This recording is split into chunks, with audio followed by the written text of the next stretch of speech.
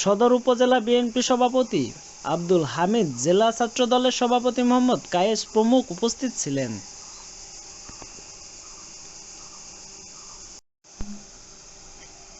ফেরাউন ধ্বংস হয়ে গেছে, স্বৈরাচারও ধ্বংস হয়ে যাবে। মির্জা ফখরুল ইসলাম আলমগীর বলেন, এখানে মানুষের অধিকার বলতে কিছু নেই।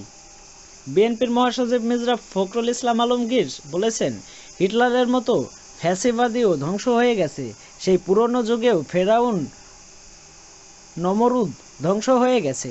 পৃথিবীতে কোনো দিন স্বৈরাচারী ফ্যাসিবাদী সরকার টিকতে পারেনি, বাংলাদেশেও টিকবে না, ধ্বংস হয়ে যাবে। বুধবার ৩ এপ্রিল ঠাকুরগাঁও সদর উপজেলায় রুশিয়া সালেহিয়া দারুস সুন্নত ফাজিল মাদ্রাসা সংলগ্ন কবরস্থানে জেলা বিএনপির সাবেক সভাপতি প্রয়াত বীর মুক্তিযোদ্ধা মোহাম্মদ তৈমুর রহমানের কবর জিয়ারত করতে গিয়ে তিনি এসব কথা বলেন।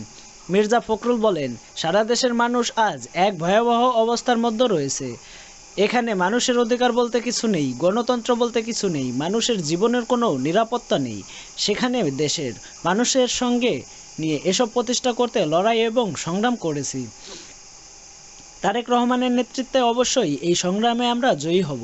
তিনি বলেন, মানুষের পক্ষে না দাঁড়ালে, তাদের কল্যাণে কাজ না করলে কেউ কোনোদিন ক্ষমা করতে পারবে না। এই স্বৈরাচারী সরকারও কোনোদিন ক্ষমা করতে পারবে না।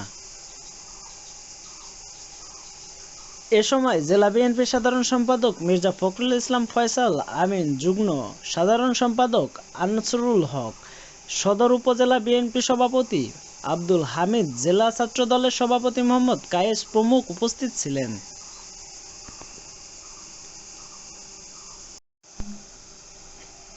ফেরাউন ধ্বংস হয়ে গেছে, স্বৈরাচারও ধ্বংস হয়ে যাবে। মির্জা ফখরুল ইসলাম আলমগীর বলেন, এখানে মানুষের অধিকার বলতে কিছু নেই।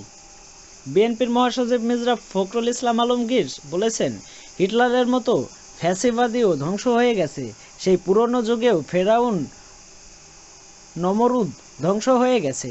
পৃথিবীতে কোনো দিন স্বৈরাচারী ফ্যাসিবাদী সরকার টিকতে পারেনি, বাংলাদেশেও টিকবে না, ধ্বংস হয়ে যাবে। বুধবার ৩ এপ্রিল ঠাকুরগাঁও সদর